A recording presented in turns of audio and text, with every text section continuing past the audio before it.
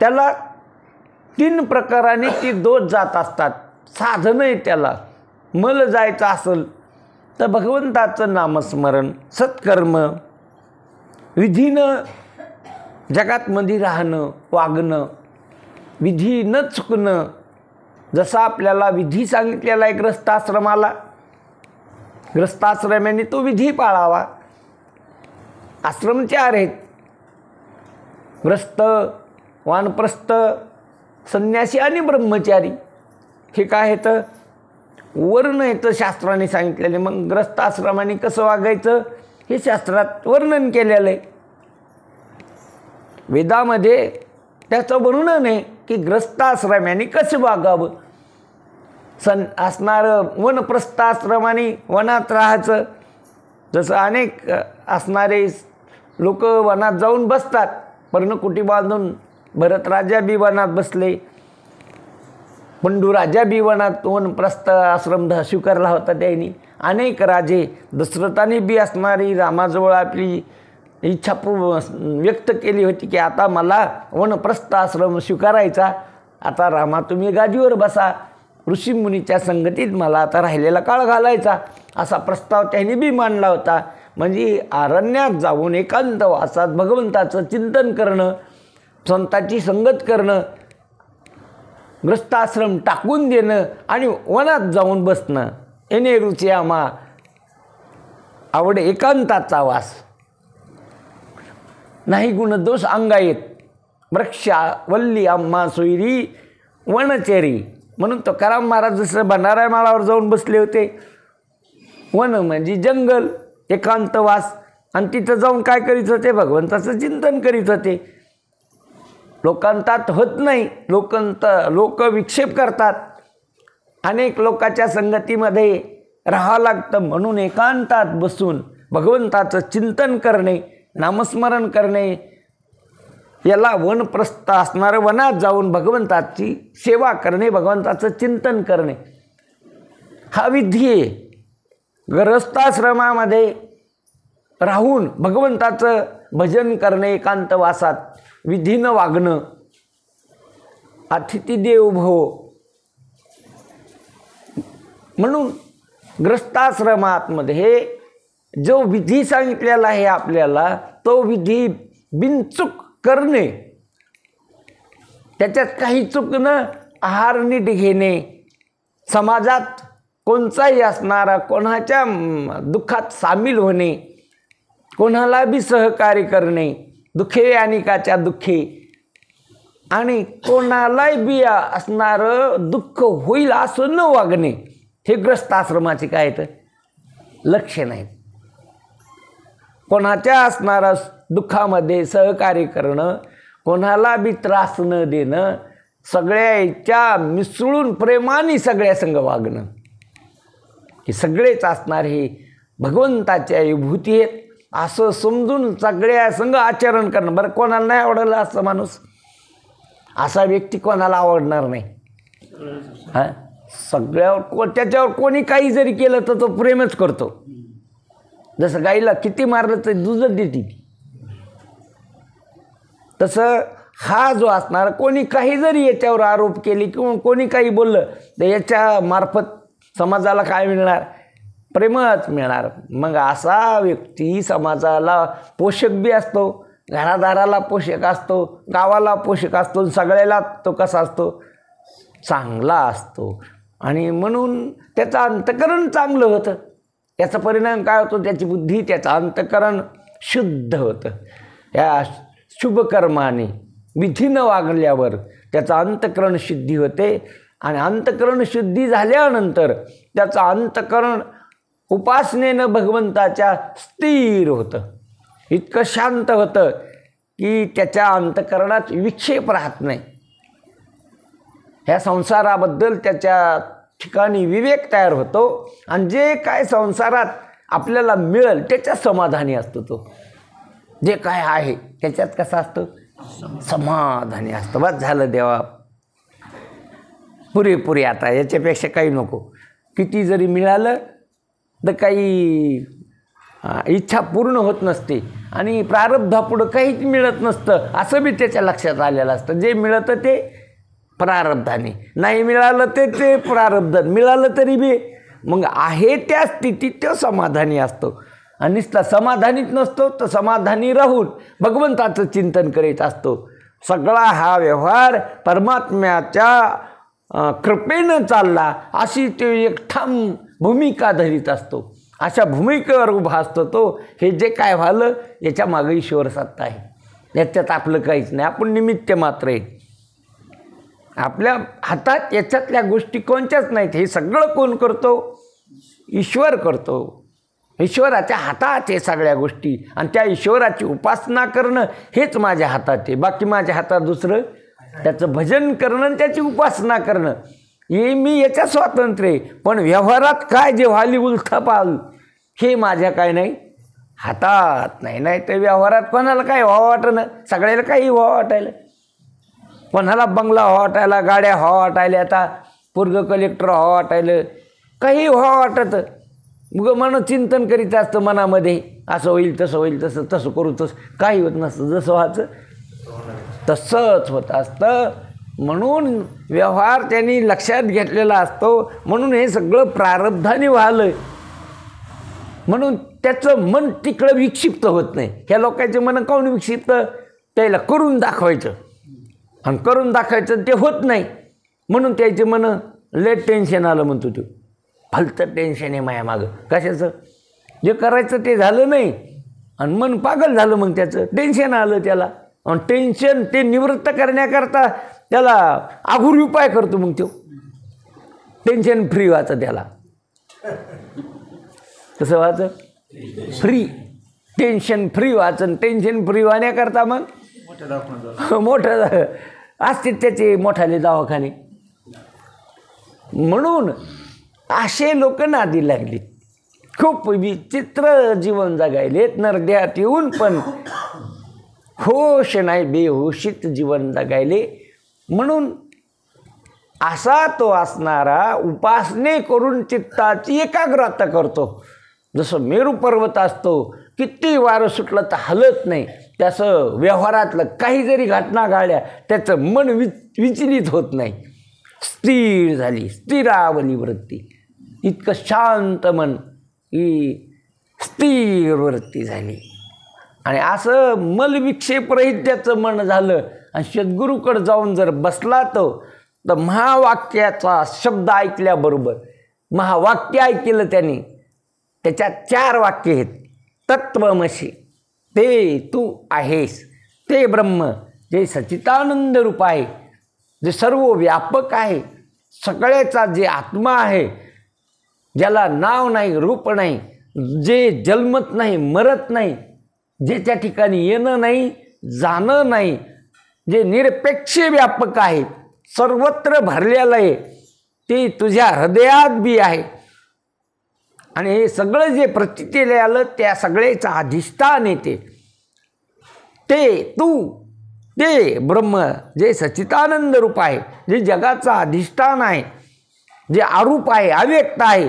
असे हरिपाठात बी वाक्य घातलेत महाराजांनी. अव्यक्त निराकार नाहीजा आकार, हे महावाक्य जे अव्यक्त आहे, हे सगळं व्यक्त आहे. ते ह्या व्यक्ताच्या पाठीमागं अव्यक्त आहे. हे जग दिसायला तुम्हाला व्यक्त प्रतीतीला आलं, पण याच्या पाठीमागं कोण आहे? अव्यक्त आहे. हे आकारवान आहे सगळं, ते निराकार आहे.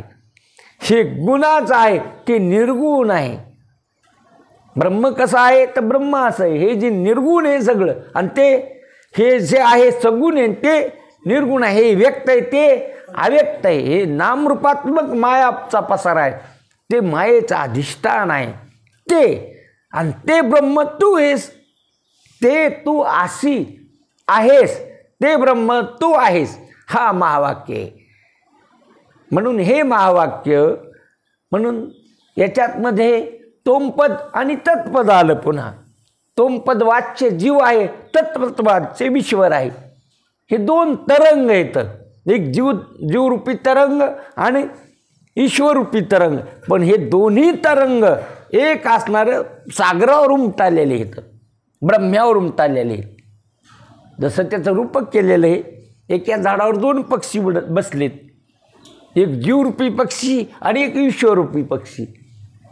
ब्रह्मरूपी वृक्षावर हे 2 पक्षी काय झाले, बसलेले. पण जो एक पक्षी आहे तो स्वतंत्र आहे, त्याला बंधन नाही, त्याला त्याची उपाधी आवरण करीत नाही, मलविक्षेप आदी त्याच्याकडे दोष लागू देत नाही, निर्मळ आहे त्याची उपाधी. ईश्वराला जी मिळालेली उपाधी ती मायाकारी उपाधी असल्यामुळं त्याला ती बंधन करीत नाही. ती उपाधीच शुद्ध सत्वगुण प्रधान असल्यामुळं त्याला ती काय करीत नाही, आवरण करीत नाही आणि विक्षेप करीत नाही.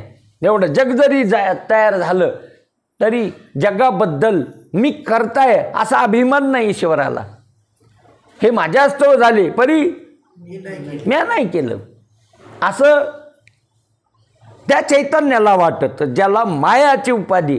पण ज्या चैतन्याला अविद्येची उपाधी लागली तो जीव, आणि अविद्येची उपाधी लागल्यामुळं अविद्या काय करीत असते, त्याला आवरण करते, त्याला विक्षेप करते, नसलेलं जग दाखवते आणि खरं वाटतं, आणि मी देह आहे असं वाटतं. हे जीव आहे, त्या उपाधीचा परिणाम आहे. कोणाचा, काही काही वस्तूचा परिणाम असतो. तशी ती अविद्यारूपी उपाधी ज्याला मिळाली, ज्या चैतन्याला, तो जीव चैतन्य, ती अविद्या उपाधी नसल्याला जग खरं वाटतं, मी देह वाटतो आणि मी आल्यालो या नाही मरणार आहे असं वाटतं. हे जीवाला वाटतं, ही जीव उपाधी आहे.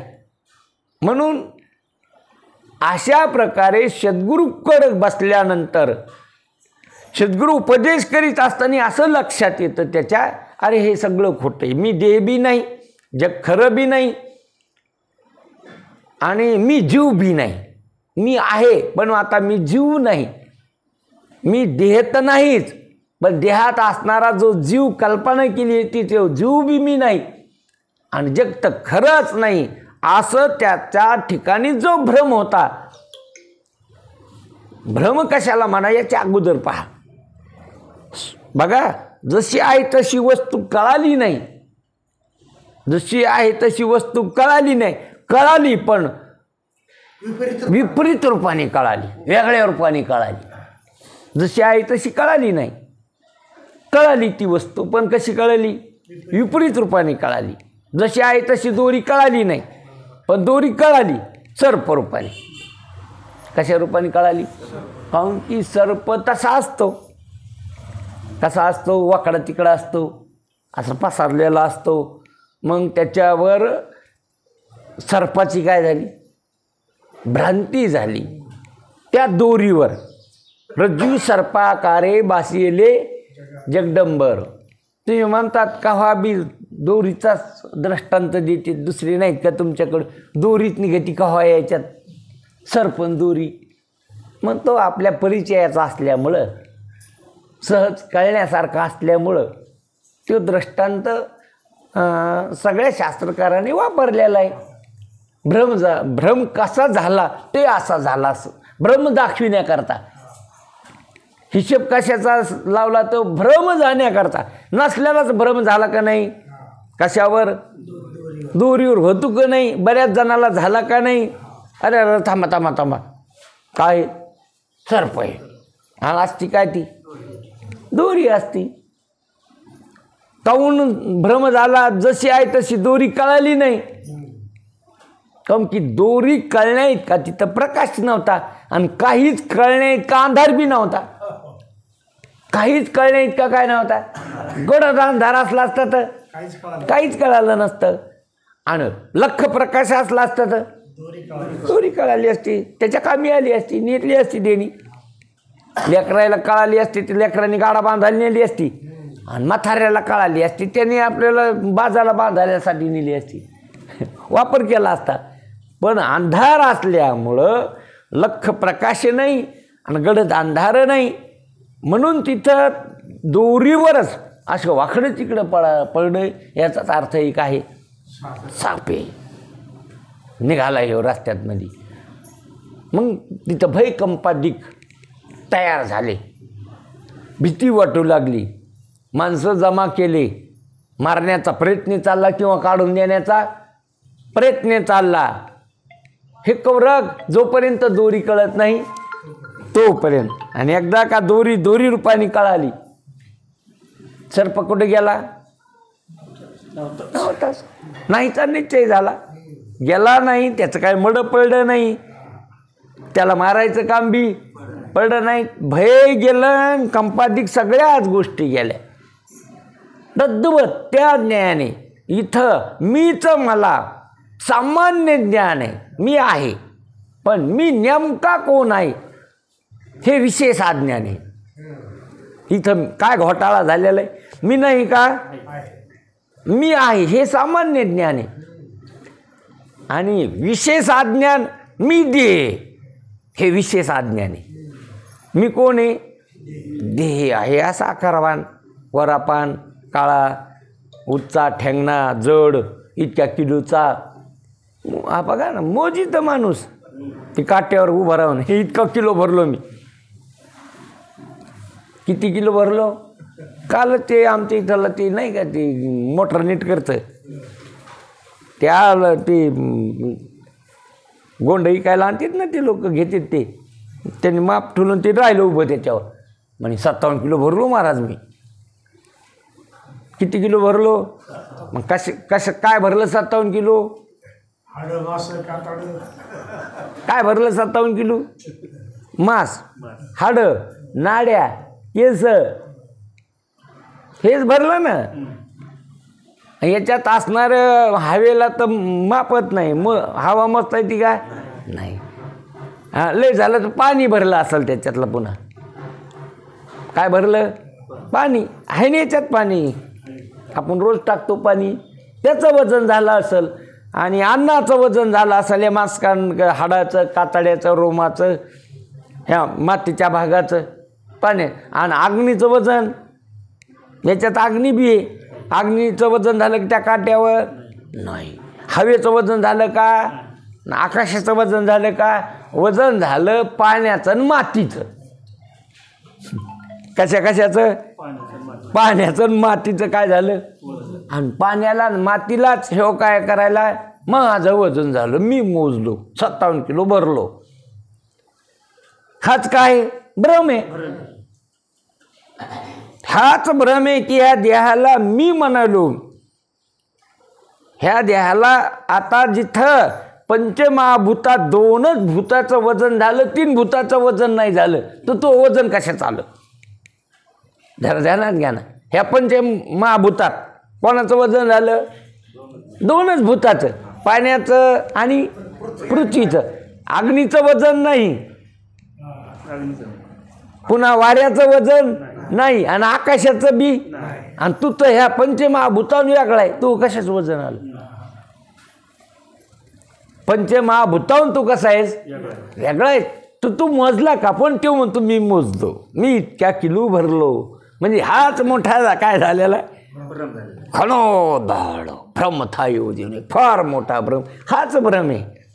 ह्या देहाला तो मी म्हणायला, म्हणजे तो त्याचं स्वरूप त्याला कळालं नाही मी कसा आहे तर, पण कळाला. पण हे असा कळाला, हे असा कळाला विपरीत रूपाने. मी आकारवान आहे, निराकार असून. आता तुम्ही इथं नाहीत का? आहेत, पण कसे? आकारवान का निराकार? आता ह्या शरीरामध्ये पंचमहाभूत नाहीत का? आकार असणारं जे आहे हे पृथ्वीचाच आहे भाग. कोणाचा आहे? आकाराला आले. जसं गाडगं आकाराला आलं, ते मातीचाच भाग आहे. त्याच्यात आकाश बी आहे, पण त्याला आकार नाही. त्या घटात घटाला जो आकार आला ते केवळ मातीचा आहे. आणि त्याच्यात जे आकाश आहे त्याला काय नाही? आकार नाही. तसं याला आकार आहे, पण याच्यात तुम्ही निराकार आहेत.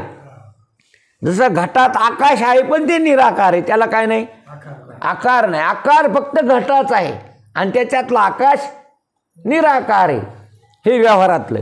तसं हे शरीराचाच आकार आहे, तुम्हाला काय नाही? आकार नाही. तुम्ही कसे आहेत? निराकार. शरीर गुणाचं आहे, त्रिगुणात्मक आहे. कोण? तमगुण, रजगुण आणि सत्वगुण. माया कार्य असल्यामुळं 3 गुणाचं आहे ते. आणि तुम्ही निर्गुण आहेत. आता इथं तुम्ही कसे आहेत आणि शरीर कसं आहे हे सांख्यशास्त्र आहे. याचा निवाडा आपण इथं झाला पाहिजे, तर कुठं बसली की असंच केला पाहिजे. इथं तर झालाच पाहिजे, पण कुठं बसले तरी मला निराकार समजाव, आकारवान समजू नाही.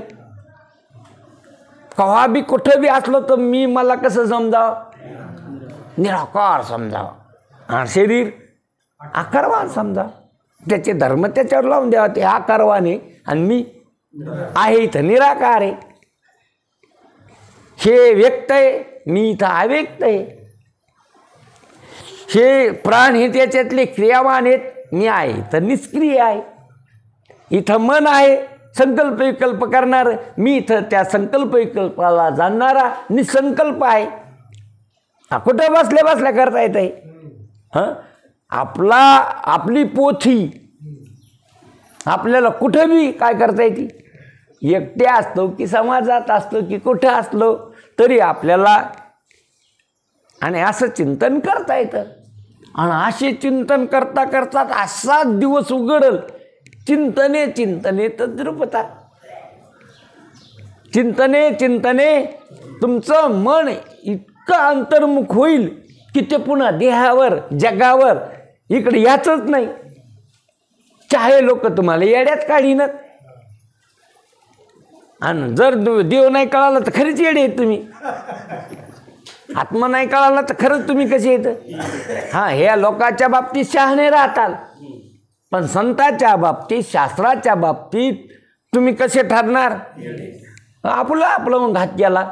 आणि जर लोक जरी तुम्हाला अंतर्मुख वृत्ती होऊन आत्मस्वरूपाच्या ठिकाणी स्थित झाली तर लोक जरी तुम्हाला येडे म्हणले, तो करा महाराजाला येडं म्हणत होते लोक. कारण की ते त्याला जगाचं भान नव्हतं, याचा काही संबंध नव्हता. बायकोच येडं म्हणत होती त्याला. बाकी लोक म्हणते याच्यात काय नवले. कोण म्हणत होती? हे सगळे लोक सगळ्यांनी वाळीत टाकलं होतं. सोयरे धायरे कोणी त्याच्याकडं जात नव्हतं. कोणाकडं? पण त्याला त्याचं काही भान नव्हतं. अंतर्मुख मस्त असणारं ते भजन करीत बसायचे भंडाऱ्या माळावर. काही कोणाची गरज नव्हती आणि खरंच कोणाची काय नाही. म्हणून इथं महाराज म्हणतात की भ्रांती ज्याला आपण म्हणतो, इथं भ्रांती शब्द फक्त वेदांत शास्त्रात आहे. बाकीकडं तुम्हाला कोणीच भ्रांती संसारात तुम्हाला खरंच भ्रांती झाला असं कोणी म्हणेल का? म्हणणारच नाही. बाप म्हणत नाही, माय म्हणत नाही, सोयरे दायरे नाही. सगळेच एकाच नित्यावर असणारे जगणारे माणसं. कोणी कोणाला येडं म्हणायचं आता? त्याच्यात सगळेच एका बोधावर एकाच याच्यावर आलेली माणसं इथं. म्हणून तिथं कोणी कोणाला नाबद ठेवायला तयार नाही. फक्त ही भ्रांती शब्द संतांच्या संगतीत आपल्या लक्षात येतं. काय भ्रांती झाली आपल्याला? हीच भ्रांती आहे. हे आपल्या स्वरूपाच्या ठिकाणी हे काहीच नाही. जे तुमचं आता स्वरूप आहे त्याच्या ठिकाणी नाही. जग नाही, पिंड न ब्रह्मांड हे काही तुमच्या स्वरूपाच्या ठिकाणी नाही. तुम्ही निर्विकार निर्गुण नित्य ज्ञान स्वरूप असणार चितघन अव्यक्त निराकार नाही ज्या आकार जेथून चराचर तुमच्यावर भजे. हे चर आणि आचर तुमच्यावर प्रतीतीला आलं. काही चर आहे आणि काही आचर आहे. लक्षात घ्या. दगड आचर आहे, ज्याच्यात चैतन्याचा भाग आहे ते चर आहे. जे चलत बोलत हिंडत फिरत याला काय म्हणावं? किंवा सजीव निर्जीव. एक सजीव आहे आणि एक निर्जीव आहे. माणसं सजीव आहेत, गाव निर्जीव आहे. खरं निर्जीव आहे, घरातली माणसं सजीव आहेत. म्हणून चर आहे, काही आचर आहे. म्हणून पहा ना तुम्ही, हे चराचरात बी अनेक भाग आहेत. झाडं आहेत, ते कशात मोडत आहेत? आचरात का चरात? चरात मोडत आहेत. पण एकाच जाग्यावर आहेत ते, त्याला काही चालता येत नाही, फिरता येत नाही. झाडामध्ये चैतन्य आहे पण त्याला वाणी बी नाही आणि तिथं क्रिया बी नाही. काय काय नाही तिथं? वाणी बी नाही आणि का त्याला वेदना होत नाहीत. त्याला वेदना होत्यात वेदना पण व्यक्त करता येत नाही, सांगता येत नाही. त्याची खंटी जरी मोडली तर त्याला दुःख होतं पण व्यक्त करता येत नाही. कुऱ्हाड मारली तर त्याला दुःख होतं पण व्यक्त करता येत नाही. एखादं झाड उपटिलं त्याला दुःख होतं पण त्याला आज काही काही झाडं आहेत बघा, लाजूळ झाडे, लाजाळू असतं. आपण शेतकरी त्याला हात लावला की त्याची अशी काय होते तर अशी हे होते तर, आणि त्याचं नाव बी ठुलंय लाजाळू. तुम्ही नसन पाहिलेलं पण एवढंच असतं ते, अशी पुरेच पानं असतील त्याचे. मग आता लय कमी झाले, ते राहिलेच नाही. तर म्हणजे त्याला स्पर्श कळाला. काय कळाला म्हणजे ज्या अर्थी त्याला स्पर्श कळाला त्याचे चैतन्य. त्याच्यात काय म्हणजे सगळ्या वृक्षात चैतन्य आहे पण त्या चैतन्याच्या ठिकाणी वाणीचा बी अभाव आहे आणि क्रियेचा बी अभाव आहे. जाता येत नाही कुठं, एका जाग्यावरच चैतन्य आहे. वृक्ष वल्ली हे जे आहेत चैतन्य आहे आणि पक्ष्यात बी काय चैतन्य. तिथं उडतो पक्षी, या झाडावून त्या झाडावर, त्या झाडावून त्या झाडावर, चिव चिव चिव चिव चिव चिव. बघा मग आपल्याला वृक्ष दिसला की चैतन्याचं दर्शन झालं ना. वृक्ष दिसला, झाडाखाली जरी बसले तर तुम्हाला ते झाड वाटाव का चैतन्याचे? इथं कशाचा स्पर्श? चैतन्याचा स्पर्श. कारण की वृक्ष जो आहे त्याच्यात दृश्य आहे पण अदृश्य चैतन्य आहे तिथं. वृक्ष दृश्य आहे पण चैतन्य आहे तिथं अदृश्य रूपाने. चैतन्य वाचून वृक्षच नाही. बघा झाड हिरवगार दिसायलं, पाणी जरी नाही दिसलं तर हिरवगार कशामुळे? झाड हलायलं, वारा जरी नाही दिसला तर हलायलं म्हणजे हिरवगार आहे. म्हणजे पाण्या वाचून हिरवगारपणा नाही ना. पाणी बंद करा बरं तुम्ही, हिरवगार राहील का वाळून जाईल? वाळून जाईल. मग हिरवगार दिसायलं तर काय आहे? दिसून का न दिसून? न दिसून. हलायलं झाड, वारा आहे का नाही? दिसून का न दिसून? न दिसून. तसं आता इथं सगळं कळायलं तुम्हाला. शब्द कळायला, डोळ्याने रूप कळायलं, नाकाने गंध कळायला, जिभेनं रस कळायला, शब्द स्पर्श रूप रस गंध कळायला. मग इथं कळायला शब्द कळाला का नाही तुम्हाला? त्याला रूप आहे का? नाही. पण कळाला का नाही? आरूप शब्द कळाला तुम्हाला. इथं काही काही कळतं बघा, पण काही रूपवान कळतं आणि काही आरूप असणारा शब्द ज्याला रूप नाही तो शब्द तुम्हाला कानाद्वारे कुठं कळाला? मनात कळाला. म्हणून आरूप शब्द आकाशाच्या तमगुणाचा, आकाशाच्याच सत्वगुणाचा कान आणि आकाशाच्या सत्वगुणाचं मन. हे सगळं कशाचं आहे? आकाश शब्द कोणाचा? आकाशाचा. आकाशाच्या कोण्या गुणाचा? तमगुणाचा. जाऊ दे तिकडं नका पाहू. अवधान केले दिजे. युद्धात ऐकली अर्जुनाने गीता. आता आपल्याकडं थोडाच बाण येणार आहे एखादा. होय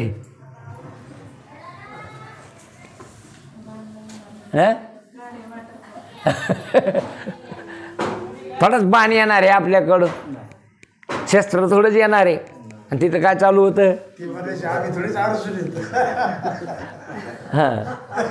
बघा जो बोधावर रुजू नाही तो अर्जुन.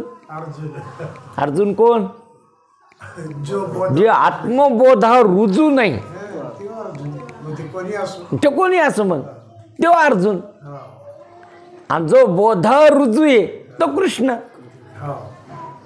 कृष्ण कोण? जो बोधार रुजू आहे, साक्षी रूपाने, द्रष्टा रूपाने. मी साक्षी आहे, मी ह्या सगळ्याचा करून न करताय, हे सगळं होत असताना मी याच्यातलं काहीच करीत नाही, अशा भावावर जो उभा आहे तो कृष्ण आहे. आणि अशा भावावर जो उभा नाही तो अर्जुन आहे. म्हणून इथंच अर्जुन बी, इथंच कृष्ण बी आहे, आणि इथं गीता बी आहे. आता ही काय आहे? ही ज्ञानेश्वरी काय आहे? गीता आहे. आणि कोणाला सांगितली? अर्जुनाला सांगितली. कोणी सांगितली? जे बोध रुजू त्याने सांगितली. कृष्णाने सांगितलं. कृष्ण कोण? सांगितली. कृष्ण कोण? जो साक्षी आहे, सगळं करून अलिप्ता, द्रष्टा, साक्षी, हे सगळं झालं माझ्या समोर, पण मी या सगळ्याचा साक्षी आहे. माझ्या ठिकाणी काहीच नाही, मी निस्ता द्रष्टा आहे, साक्षी. साक्षी तो या झालो गुणाचा दिखणा. गरी नारायण तरी खरे. देवा हे खरं नाही का? देव म्हणजे खरंच आहे नाही, तो साक्षीच आहे. याला कोण काय म्हणील, कोण खोटं म्हणील? आहे तू साक्षीच. तद्वत आपलं जे चिंतन चाललंय, आकाशाचा तमोगुणाचा शब्द आहे. कोणाचा आहे तो? आकाश जे आहे त्या आकाशाचा तमोगुणाचं कार्य शब्द आहे. त्याला रूप नाही, जड येतो. हां, तमोगुणाचं कार्य आहे. पण तो शब्द कानाद्वारे कळाला. आरूप शब्द, जड शब्द, दृश्य शब्द, बाहेरचा शब्द कशाने कळाला? त्याला श्रवण इंद्रिय म्हणते. श्रवण म्हणजे ऐकणे. श्रवण करणे म्हणजे ऐकिने. कशाद्वारे? श्रवणाचे मिशे. आधी श्रवण इंद्रिय पाहिला शब्द, डोळ्यांनी रूप पाहिलं, पण शब्द कशाने पाहिला? भजा पहा, म्हणजे असा गोल पाहायचा का लंबुळा पाहायचा? भजा पहा म्हणजे कसा पहा? डोळ्याने नाही. हे बी नाही कळत का तुम्हाला? हां, कशाने पाहायचा? चहा पहा, कसा पाहायचा? कपात पाहायचा का? तो जिभीनं पाहायची वस्तू आहे. रसविषयी जिभीनं पाहायचा आहे, शब्दविषयी कानाने पाहायचा आहे, रूपविषयी डोळ्यांनी पाहायचा आहे, रस असणारं सुगंध नाकाने पाहायचा आहे, आणि स्पर्श त्वचेनं पाहायचा आहे. हे पाहणं आहे. शब्द, स्पर्श, रूप, रस, गंध.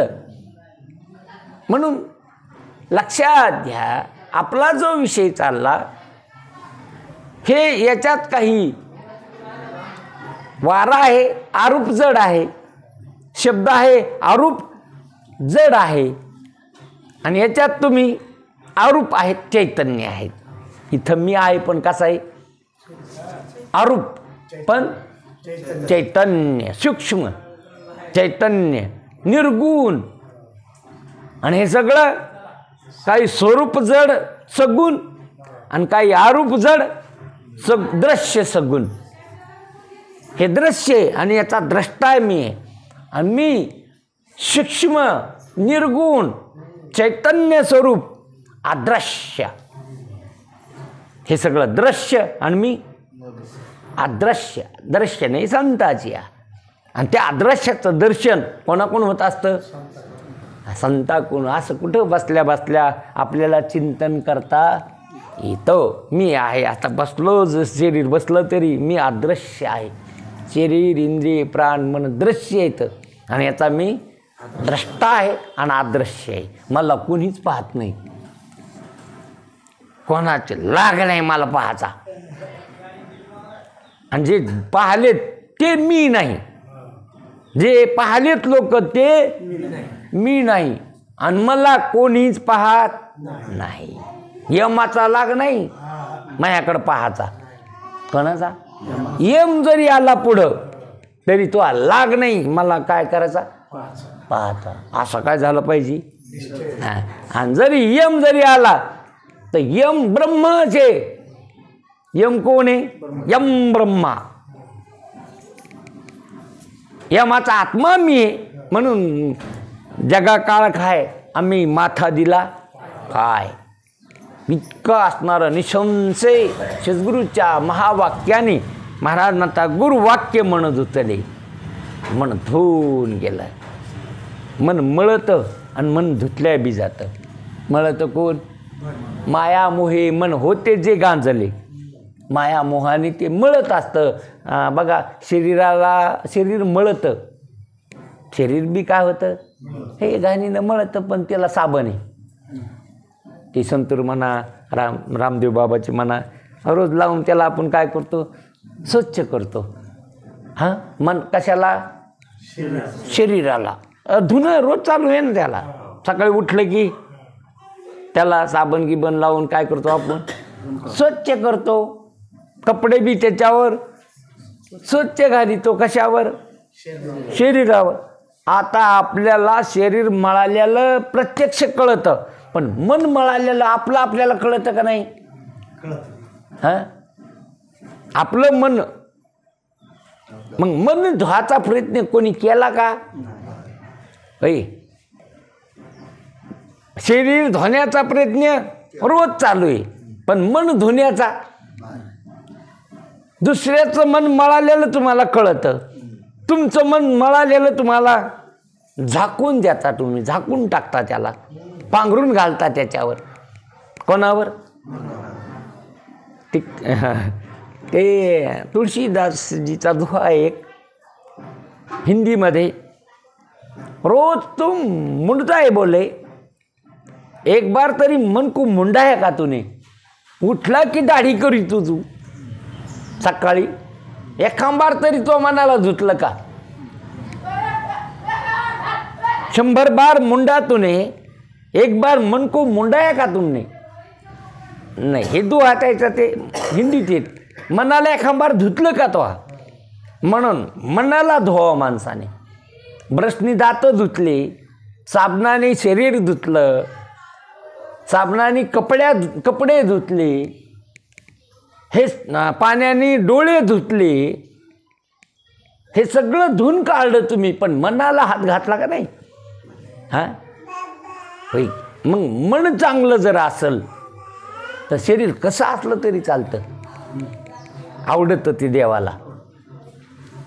म्हणून लक्षात घ्या ना. ती भिल्ली नव्हती जंगलामध्ये. बोरं खाल्ली तिनं अर्धाले करंडू आणि ते रामाला दिले. ते आवडे रामाला. ते बोरं रामाने खाल्ले चिबिरीचे. का आंघोळ घातली तिनं, का शॅम्पू लावला तिनं, का नीट साडी होती तिला. कोणाला? शबरीला. जंगलात राहायची पण कोणाला आवडली ती? कशामुळं आवडली? हां मन निर्मळ होतं तिचं. इतका भाव आता मनात. सकाळी उठलं की फुलं तोडायचे रस्त्याला टाकायचे. राम आहे खडे टोचते रामाला. म्हणून ह्याच रस्त्याने राम येणार. माझ्या रामाला खडे टोचू नाही, माझ्या रामाला असं होऊ नये, माझ्या रामाला तसं. रोज पुन्हा असं. एक दिवस नाही 12 वर्ष. किती वर्ष? रोज उठायचं, फुलं तोडायचे, रस्त्याला टाकायचे आणि रामाचं भजन करीत मांडी घालून बसायचं रोज. आले हो राम एक दिवस त्याच रस्त्याने. दुसरीकडून जायचं होतं पण लक्ष्मणाला म्हणले, लक्ष्मणा नाही आपल्याला इकडून जायचं. कुणीकडून? माझा एक भक्त 12 वर्ष झालं वाट पाहलाय माझी. आले शबरीकडं. म्हणजे लक्षात घ्या मन धुतल्या जातं पण मन धुवाची साबणे सद्गुरूचा बोध. सद्गुरूचं महावाक्य. कोणाच्या बोधाने? सद्गुरूचा बोधाने. वाल्याचं बी मन धुतल्या गेलं. वाल्मिक ऋषी झाला. नारदाच्या बोधाने नारद गुरु ठरले. कोणाचे? वाल्या कोळ्याचे. आणि त्याचं मन काय झालं? धुतल्या गेलं. इतकं पापी मन, चंडाळ दुष्ट मन असणारं इतकं मन त्याचं बेकार होतं. कोणाचं? वाल्या कोळ्याचा. डाकू, चोर, माणसं मारणारा, ब्राह्मण मारणारा. पण ते मन धुतल्या गेलं कोणाच्या संगतीत? नारदाच्या संगतीत. आणि वाल्मिक ऋषीचा कोळ झाला. जी बसले देवाचं भजन करीत. माहीत नव्हतं ना, राम शब्दच वाणीत नव्हता.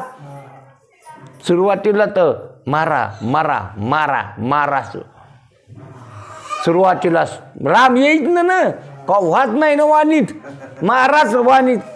धरा मारा, धरा म्हणजे मारा, मारापासून कर सुरू जाय मन जसं म्हणजे मारा मारा मारा मारा मारा मारा मारा मारा मारा मारा मारा मारा मारा मारा मारा म्हणता म्हणताच काय आलं? अजप अजपने फक्त भाव होता त्या शब्दावर. काय आता राम राम जरी म्हणत असले ना, भाव पैशावर असेल तर राम राम राम पैसा पैसा पैसा येईल पुढं चालून. ते मारा मारा होईल भाऊ बळी आकळी म्हणून धुतल्या गेलं. 12 वर्ष तिथं तप केलं. तपे विन दैवत तिथल्या विन प्राप्त, गुजे विनहित कोण सांगे. सहजच सगळे दोष निवृत्त झाले. मनच राम झालं वाल्याचं. काय झालं? राम झालं. कोण? मनच राम झालं. आणि राम अवतीर्ण व्हायच्या आधीच रामायण लिहिलं.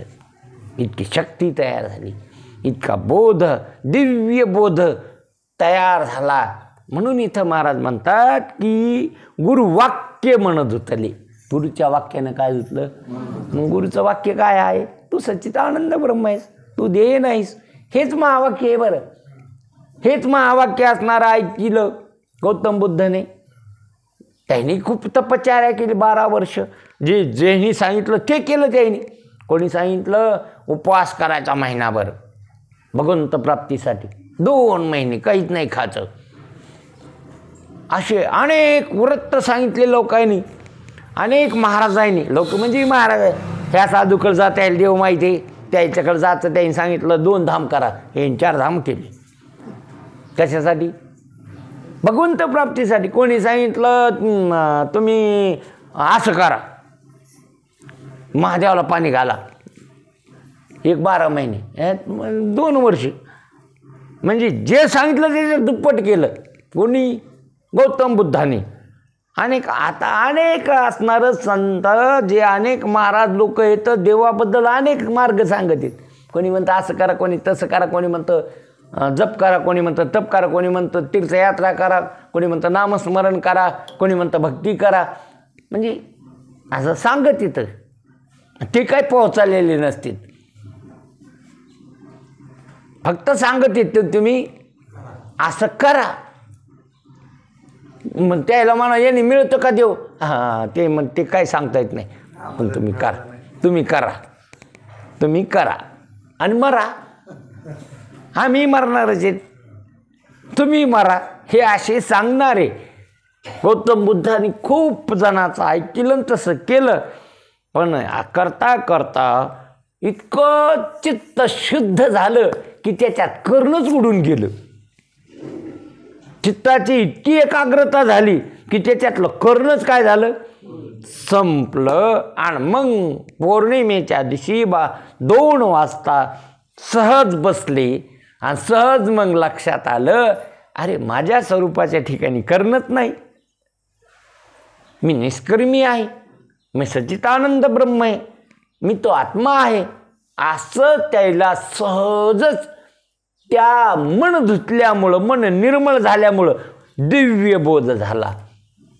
त्याला तर बोध म्हणते, यालाच गुरुवाक्य म्हणतात.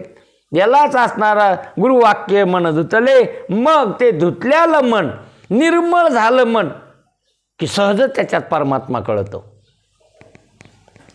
तुका म्हणे चित्त करावे येऊनी गोपाळ राहते. ते सहजच कळतो.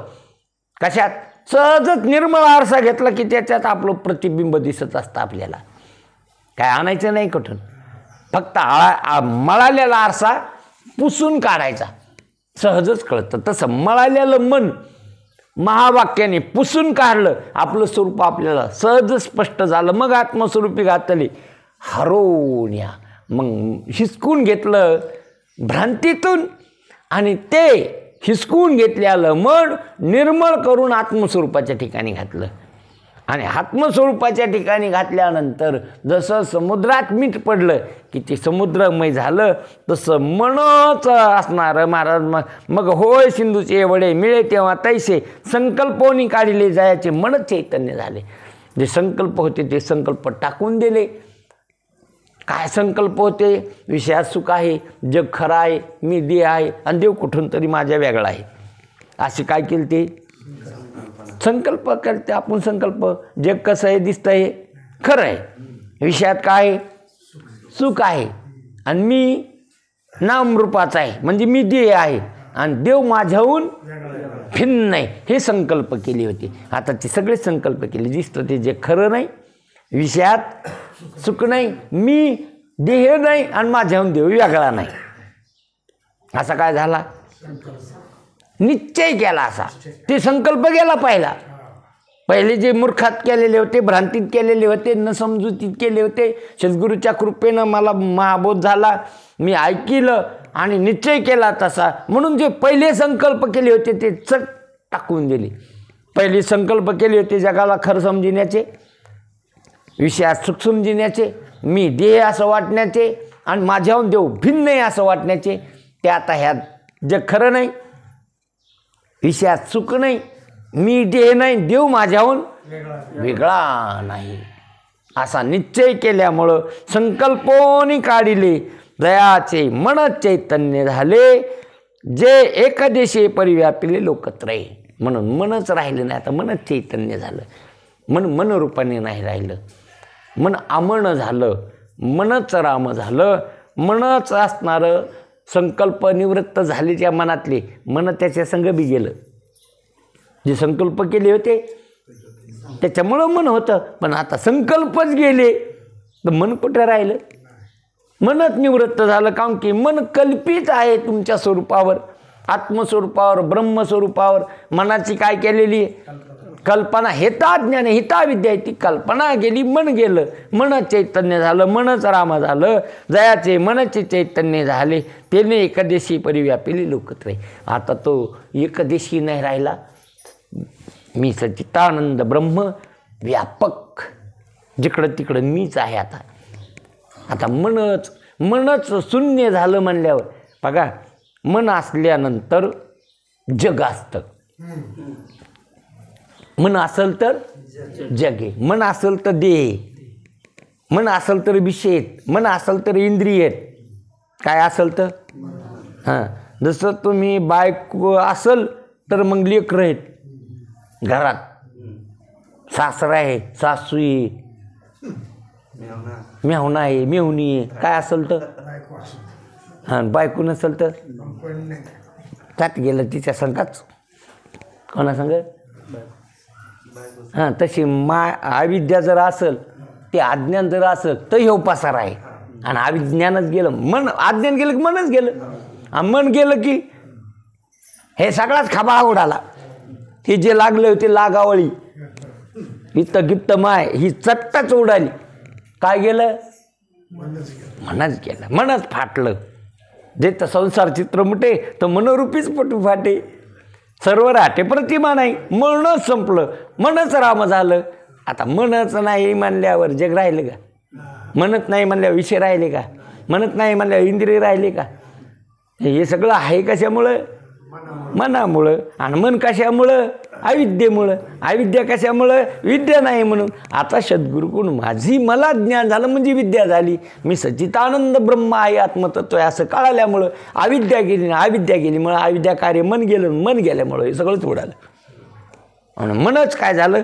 चैतन्य झालं. म्हणून जयाचे मनचे चैतन्य झाले, ते एकदेशी परिव्यापिले लोक. ते आता सगळं मीच भरलेलं आहे, ओतप्रोत माझ्या वाचून जगात दुसरं काहीच नाही. आता करता कर्म करावे. आता काय करता आणि कर्म, आता काही कर्तव्य राहिलं नाही, करणं काहीच राहिलं नाही.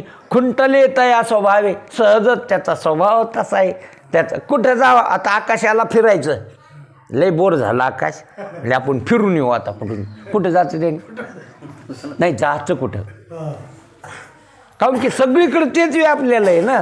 तसं तुम्ही व्यापक हे सगळीकडं कुठं जायचं तुम्हाला व्यापक वस्तूला जाणं हे नसतं का नाही ज्याच्या ठिकाणी क्रिया नाहीत निष्क्रिय त्याच्या ठिकाणी कर्म असतं का म्हणून निष्क्रिय निर्गुणी व्यापक निरपेक्ष व्यापक असं तुमचं स्वरूप असणारं म्हणून तिथं आकता करता कर्म करावे खुंटले तया स्वभावे आणि करी जरी आघावे तरी आकरता तो जरी करता लोक म्हणत असतील ते करतात हां ते काय करतात पण ते त्याच्या स्वरूपाच्या ठिकाणी आकरता आहे लोकाला दिसेल करता पण त्याच्या ठिकाणी आता करतेपणा राहिला नाही तो करताय काऊन की त्याच्या ठिकाणी करतापणा नाहीच ना कर्म नाहीच ना निष्कर्मी आहे तो व्यापक आहे सगळीकडं अदृश्य असणारा असं जे स्वरूप आहे म्हणून ही भ्रांती गेली मन चैतन्य झालं आणि मनच राहिलं नाही शून्य झालं बाधित झालं आणि तिथं कर्तेपणा राहिला नाही जरी समाजात लोक म्हणत असतील हे करतेत बसतेत उठतेत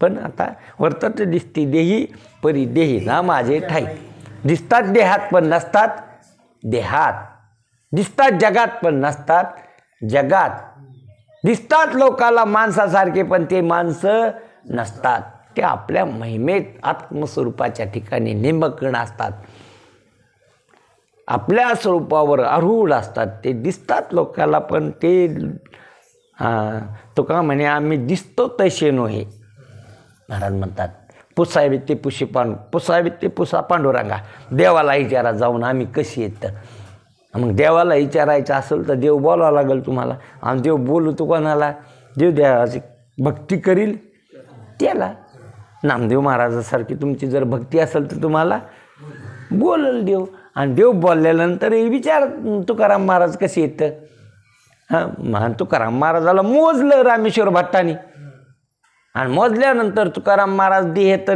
भरलेच नाही नाव तर भरलेच नाही करते तर भरलेच नाही संकल्प कल्पन करणारे भरलेच नाही तर मग कसे भरले ते मोजल्यावर तुलना केली ब्रह्म तुकया तुलनेशी ब्रह्म तसं तुमचं मोजलं तुम्हाला तर तुम्ही बी काय भरले ब्रह्मच भरले देह नाही भरले तुम्ही इंद्रिय नाही भरले प्राण नाही भरले मन नाही भरले कोण भरले तुम्ही ब्रह्मच कोणी मोजलं तुम्हाला रामेश्वर भट्टाने तुकाराम महाराजाला तसं ज्ञानेश्वर महाराजांनी तुम्हाला मोजलं आणि तुम्ही भरले ब्रह्म असं मोजलं तुम्हाला कोणी माऊलीनं तुमचं मोजमाप केलं तुम्ही ब्रह्म आहात तुम्ही सच्चिदानंद आहात तुम्ही अदृश्य असणारे चैतन्य स्वरूप आत्मा आहात असं मोजल्यानंतर असा असणारा आपला निश्चय आपण करायला पाहिजेत आणि आपली भ्रांती आपण टाकायला पाहिजेत आणि असं अशा बोधावर असणं हे फार दिव्य बोध आहे हा बोध कसा आहे फार दिव्य बोध काहीच नाही मग सुख नाही दुःख नाही पाप नाही पुण्य नाही येणं नाही जणं नाही जन्म नाही मृत्यू नाही ह्या कोणत्याच लफडे तुमच्याकडं लागण्याचं काम नाही संसारात असून तैसा मी व्यवहारी आशेनं वर्तत जेवी जाळात पद्मपत्र पाण्यातलं कमळाचं पान जसं पाण्यात असतं पण ठेंब लागू देत नाही तसा मी व्यवहारात राहील पण माझ्या ठिकाणी कत्तही व्यवहार नाही अव्यवहारी चैतन्य कोणचंच काहीच नाही माझ्या ठिकाणी कोणचंच लफडं नाही